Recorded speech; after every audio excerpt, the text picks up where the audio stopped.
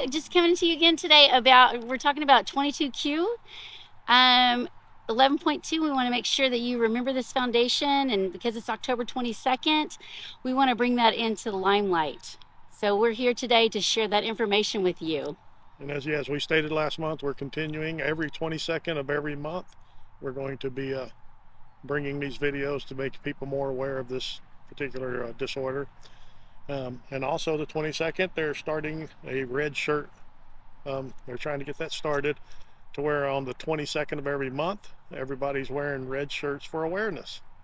So hope you'll join us in this worthy cause here.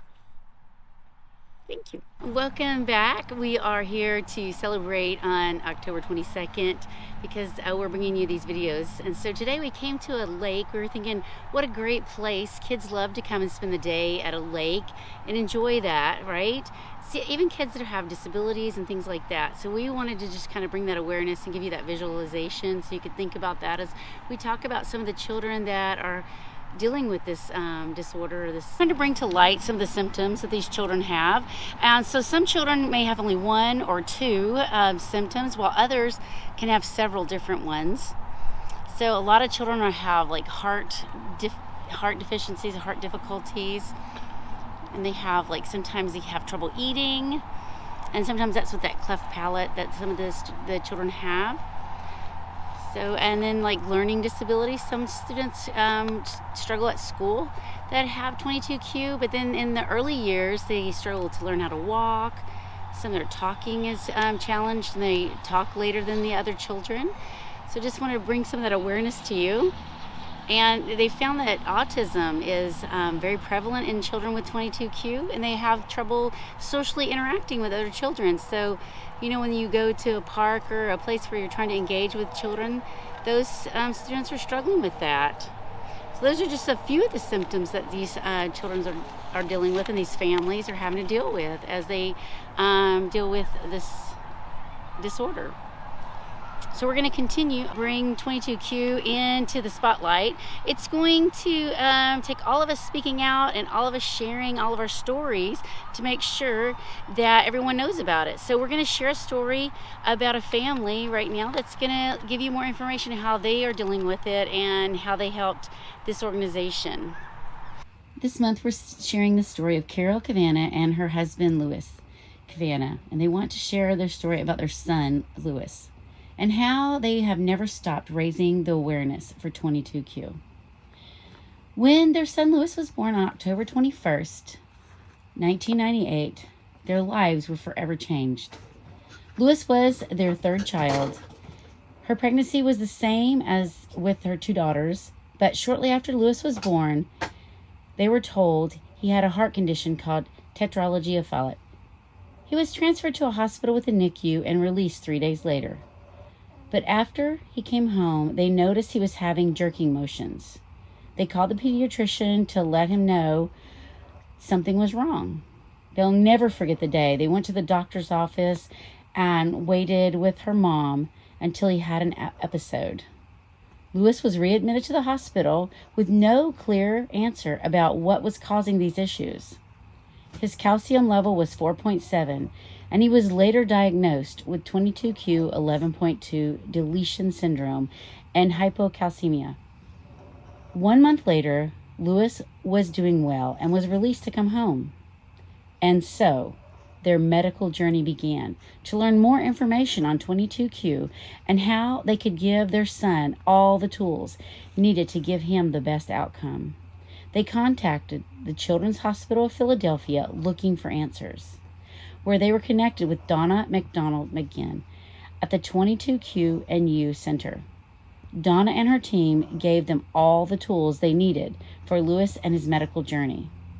Louis had 17 surgeries to date due to his 22Q 11.2 deletion syndrome.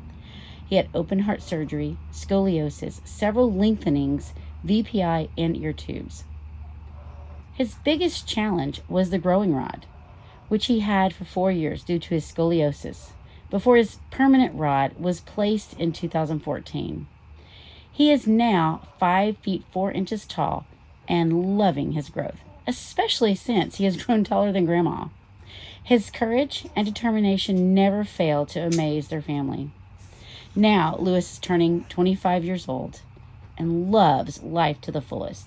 He enjoys sports, basketball, swimming, baseball, and just took on golf. His favorite pastime is basketball. They always tell him he is like Flash on the court. Lewis discovered a new passion and talent for art during the pandemic. He was able to take a Drawing One online college course and loved it. He is now enrolled in an art program 2 days a week. He spends countless hours drawing and painting and is always eager to learn through others. He has given many of the pieces away to family and friends, and even had a few pieces commissioned through family. In spite of the struggles and challenges Lewis has faced, he is a determined young man and will not let anything stop him from doing what he loves. Lewis knows he has 22Q, and that will not stop him from pursuing his dreams and goals.